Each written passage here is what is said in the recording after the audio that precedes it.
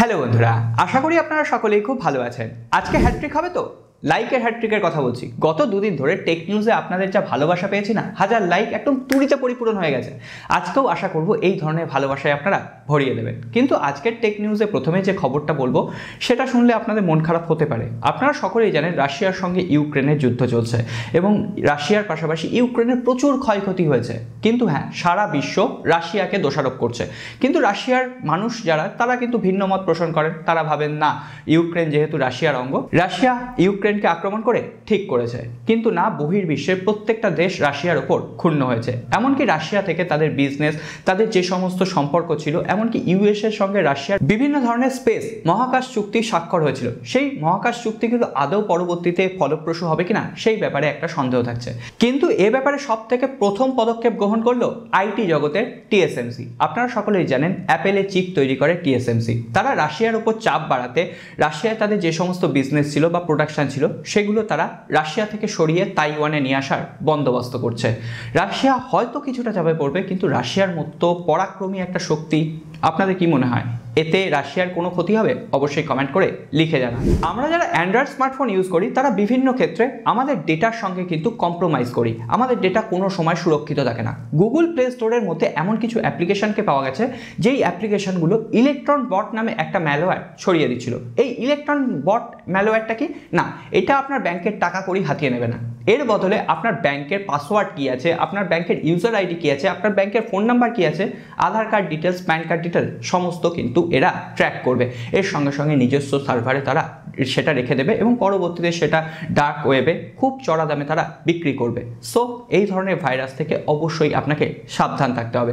Google play store থেকে যদি কোনো অ্যাপ্লিকেশন ইনস্টল করতে হয়, অবশ্যই অ্যাপ্লিকেশনটা সম্পর্কে ভালোভাবে জেনে নেবেন। অযথা কোনো রকম অ্যাপ্লিকেশন ডাউনলোড বা ইনস্টল করবেন না। আমি গত কয়েকদিন আগে টেক নিউজে বলেছিলাম মিডিয়াটেক তাদের আরও একটা নতুন প্রসেসর লঞ্চ করবে, মিডিয়াটেকের ডায়মেনসিটি 8100, যেটা মিডিয়াটেকের ডায়মেনসিটি 8000 চিপের একটা আপগ্রেড ভার্সন হবে। খুব একটা সেখানে চেঞ্জ হবে না, শুধুমাত্র প্রসেসরের যে ক্লক স্পিড সেটাকে বাড়িয়ে দেওয়া হবে। অবশেষে ডিজিটাল চ্যাট সেশনের রিসেন্ট টুইটার হ্যান্ডেল থেকে এই প্রসেসরটা সম্পর্কে আমরা বেশ কিছু তথ্য পেয়েছি। যেমন এটা একটা 5 ন্যানোমিটার টেকনোলজি বেস প্রসেসর হবে। এর সঙ্গে সঙ্গে এখানে L3 ক্যাশ থাকছে এবং 4 MB ক্যাশ থাকছে। এছাড়াও এখানে জিপিউটা অনেক বেশি এনহ্যান্সড হবে। অর্থাৎ আমরা মোটামুটি ওই সেমি ফ্ল্যাগশিপ যে ফোনগুলো দেখি সেই ফোনে এই ধরনের প্রসেসর দেখতে পাবো। কিন্তু তার থেকেও বড় কথা, এই প্রসেসর দিয়ে সর্বপ্রথম যে স্মার্টফোনটাকে আমরা দেখতে পাবো সেটা আসবে রেডমির পক্ষ থেকে। রেডমি এটা অলরেডি কিন্তু চাইনিজ মার্কেটে অফিসিয়াল টিজ করা শুরু করে দিয়েছে। দেখা যাক রেডমি গেমিং সিরিজের আন্ডারে কোনো স্মার্টফোন আনে না অন্য কোনো নর্মাল স্মার্টফোন। আপনারা অনেকেই বাজেট রেঞ্জে আইফোন কেনার জন্য অপেক্ষা করছেন। আইফোন এসি 2022 এর আগে লিক এসেছিল যে এটা মার্চ মাসের দিকেই ইউএস এর মার্কেটে লঞ্চ হয়ে যাবে, তারপরে এপ্রিলের শেষের দিকে বা এপ্রিলের মিড উইকের মধ্যে এটা ইন্ডিয়া বা বাংলাদেশের মার্কেটে আসবে। এই আইফোন এসি 2022 এর আজকে দাম সামনে চলে এসেছে। বিশ্বস্ত সূত্রে খবর পেয়ে জানা যাচ্ছে যে এই ফোনটার দাম হতে পারে $300 আশেপাশে। কিন্তু হ্যাঁ, গ্লোবাল মার্কেটের থেকে আমাদের ইন্ডিয়ান মার্কেট এবং বাংলাদেশের মার্কেটের দাম অবশ্যই বেশি হবে। তো সেক্ষেত্রে আমরা ধরতে পারি যে 30,000 রুপি এবং বাংলাদেশে 35 থেকে 40,000-এর মধ্যে কিন্তু আইফোন এসি 2022 পেয়ে যেতে পারি। এর সঙ্গে আইফোনের ওই লঞ্চ ইভেন্ট থেকেই আমরা আইপ্যাডের 5th জেনারেশন একটা কিন্তু ওই বাজেট ক্যাটাগরির আইপ্যাডও পাবো, যে আইপ্যাডটার দাম ওই 40,000 রুপির আশেপাশে হতে পারে।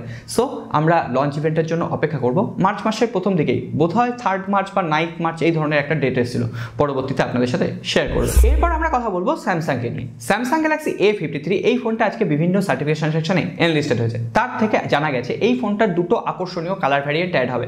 একটা হচ্ছে হালকা স্কাই কালার, এছাড়াও একটা অরেঞ্জ কালার। এই দুটো ফোনকে কেমন দেখতে লাগছে অবশ্যই কমেন্ট বক্সে লিখে জানান। A52 এর মতোই দেখতে লাগছে, তবে কিছুটা চেঞ্জ আছে আমার মনে হচ্ছে। কিন্তু স্যামসাংয়ের যে আপকামিং ডিভাইসগুলো আসবে তার একটা লঞ্চ টাইমলাইন সামনে চলে এসছে। আমরা বিশ্বস্ত সূত্রে জানতে পেরেছি এ এবং এম সিরিজের যে স্মার্টফোনগুলো 2022 সালে লঞ্চ হবে, দেখুন স্যামসাং গ্যালাক্সি A53 এবং A33 মার্চ মাসে লঞ্চ হবে, A73 এবং M33 এপ্রিল মাসে লঞ্চ হবে এবং M53 এবং A23 মে মাসে গিয়ে লঞ্চ হবে। এছাড়াও A53s যে স্মার্টফোনটা A52s লঞ্চ হয়ে গেছে, বেশ কিছুদিন হয়ে গেল, ওর সাকসেসর A53s সেটা সেপ্টেম্বর মাস নাগাদ গিয়ে লঞ্চ করতে পারে। তো দেখা যাক স্যামসাং এই লঞ্চ টাইমলাইন ধরে কাজ করতে পারে কিনা, নাকি চিপ ক্রাইসিসের জন্য ডিলে করে। কথায় আছে জানেন তো, এক শেয়াল ডাকলে অনেক শেয়াল ডাকে। হ্যাঁ, এটা হয়েছে ওয়ানপ্লাসের ক্ষেত্রে। আমি গতদিনের টেক নিউজে বলেছিলাম Realme GT NEO 3 এই স্মার্টফোনটা 150 ওয়াটের ফাস্ট চার্জিং টেকনোলজি থাকবে। যেই এক শেয়াল ডাকলো আরেক শেয়াল ওয়ানপ্লাসও আজকে ঘোষণা করে দিল। ওয়ানপ্লাস সরাসরি ঘোষণা করেনি, তবে ডিজিটাল চার্জ স্টেশনের রিসেন্ট টুইটার হ্যান্ডেল থেকে আমরা জানতে পেরেছি ওয়ানপ্লাস তাদের আরও একটা সেমি ফ্ল্যাগশিপ স্মার্টফোনের ওপর কাজ করছে, যেখানে 4500 mAh এর ব্যাটারি থাকবে এবং 150 ওয়াটের ফাস্ট চার্জিং টেকনোলজি থাকবে। এবং Realme GT NEO 3 এই ফোনটা আগে লঞ্চ করবে, তারপর এই স্মার্টফোনটা লঞ্চ করছে এবং এখানেও মিডিয়াটেকের ডায়মন্ডসিটির কোনো একটা চিপসেট ইউজ করা হতে পারে এটা OnePlus Nord 3। সো দেখা যাক, এই স্মার্টফোনটা অবশ্যই ইন্টারেস্টিং হতে পারে। কথা বলতে বলতে যখন রিয়েলমির কথায় চলে এলাম, তখন বলে দিই Realme GT NEO 3 এই ফোনটারও বেশ কিছু স্পেসিফিকেশন সামনে চলে এসেছে। গতদিনই বলেছিলাম 8100 মিডিয়াটেকের ডায়মন্ডসিটি 8100 চিপসেট থাকবে। আজকে শোনা যাচ্ছে ওই স্মার্টফোনে ওআইএস থাকবে, অর্থাৎ অপটিক্যাল ইমেজ স্টেবিলাইজেশন।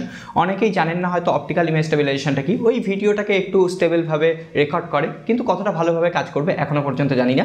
ওই Realme 9 Pro Plus এর মতো হতে পারে।